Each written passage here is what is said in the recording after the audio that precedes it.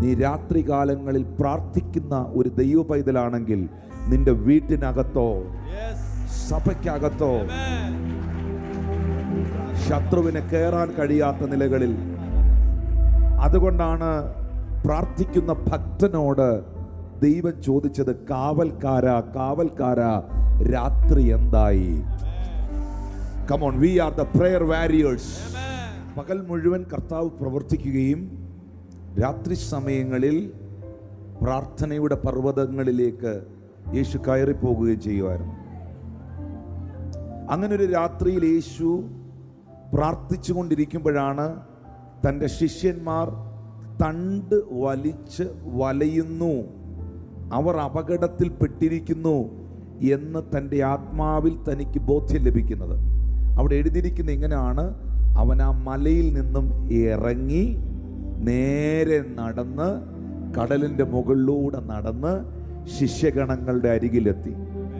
ഈ രാത്രികാലങ്ങളിൽ ദൈവസന്നിധിയിൽ പ്രാർത്ഥിക്കുന്നവൻ ഏത് തിരമാലയുടെ മേളിലൂടെ നടക്കും, ഏതോളങ്ങളുടെ മുകളിലൂടെയും അവൻ സഞ്ചരിക്കും. തങ്ങൾ ഏകാഗ്ര ചിത്തന്മാർ ആരെങ്കിലും ഉണ്ടോന്ന് കാണാൻ, തന്നെ താൻ ബലവാനെന്ന് കാണിക്കേണ്ടതിന് തൻ്റെ കണ്ണ് ഭൂമിയിലൊക്കെയും ഊടാടിക്കൊണ്ടിരിക്കുന്നു.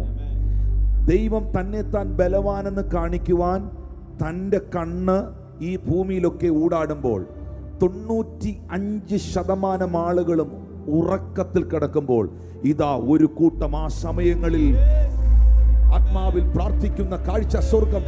ഞാൻ ഇങ്ങനെ പറയുന്നു, രാത്രിയുടെ യാമങ്ങളിൽ എഴുന്നേറ്റ് നിലവിളിച്ചാൽ, നിന്റെ ഹൃദയത്തെ വെള്ളം പോലെ ദൈവസന്നിധിയിൽ പകർന്നാൽ, നിനക്കെതിരെ നിൽക്കുന്നതെല്ലാം മഞ്ഞുപോലെ ഉരുകി മാറി. വിശ്വസിക്കുന്നവർ ഇന്ന് പകലത് സ്വീകരിക്കുന്നവർ മഞ്ഞുപോലെ ഉരുകി മാറി നിന്റെ മുമ്പിൽ നിന്ന് വഴിമാറുമെന്ന് ആത്മാവ് സഭയോട് ഇടപെടുകയാണ്. അതിനായൊരു തലമുറയെ, അതിനായൊരു കൂട്ടത്തെ, അതിനായൊരു ജനറേഷനെ പരിശുദ്ധാത്മാവ് യേശുവിന്റെ നാമത്തിൽ ഇതിനകത്ത് എഴുന്നേൽപ്പിക്കട്ടെ.